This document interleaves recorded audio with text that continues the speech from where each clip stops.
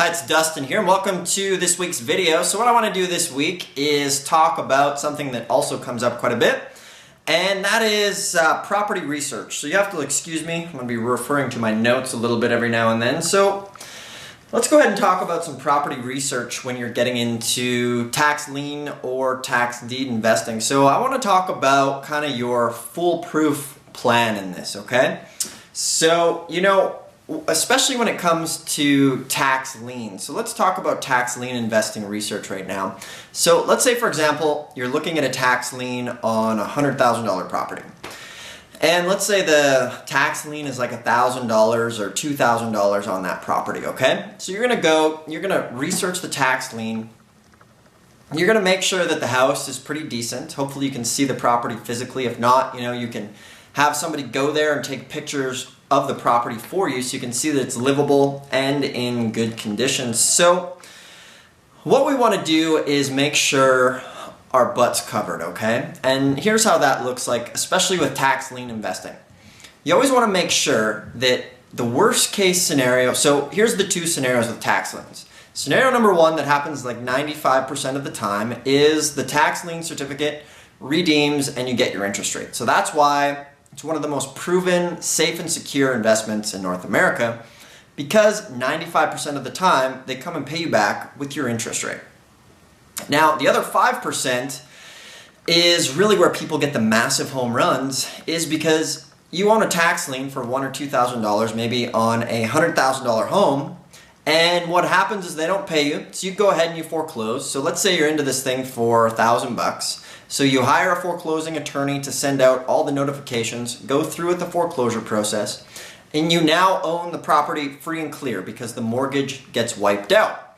Now remember, the mortgage company is often who redeems most of the tax lien certificates. And that's because obviously they have a mortgage on it and they're going to get wiped out. So what you're going to do, you're now into this property, assuming the tax lien didn't redeem, you're foreclosing. So you're now into this property for about $2,500. Let's just say $3,000 at the end of the day.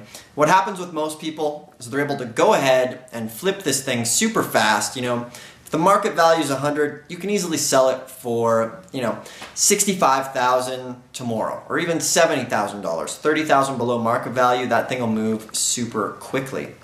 Now, remember, I'm always a big fan of selling these things quickly because when you sell at a deep discount, you are dealing with investors, people that know what they're doing.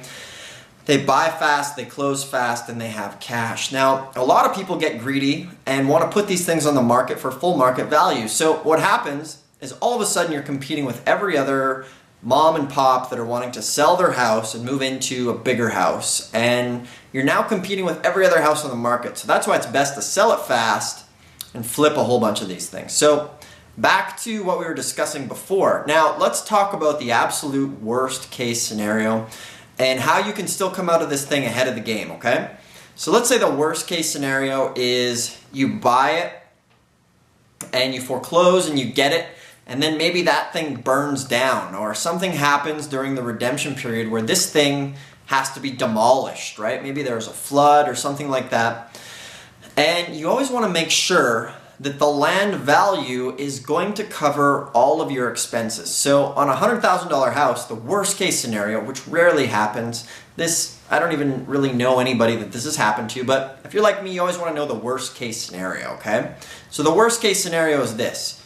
You buy it, you foreclose on it, and during some time in this, it burns down and you have to have a demolition crew come in and clean it up. So, the property, you're now into it for maybe $6,000.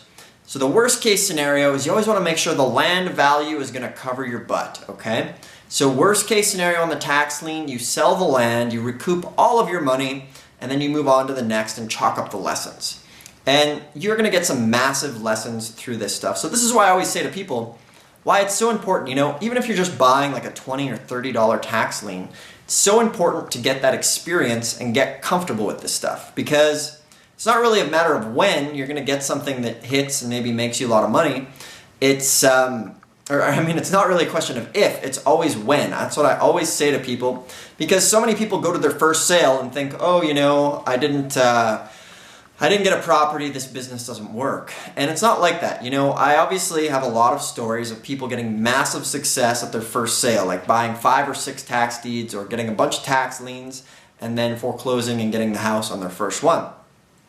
Sometimes you're going to go to a sale and you won't get anything. And you know, you need this experience. Obviously this business, I love this business because I really think tax liens and deeds are the best barrier to entry into real estate because there's no wild card variables, I call it. There's no buyers or sellers. The county deals with everything for you. You show up, you bid, it's done. You don't have a buyer or a crazy seller to go and blow the deal on you.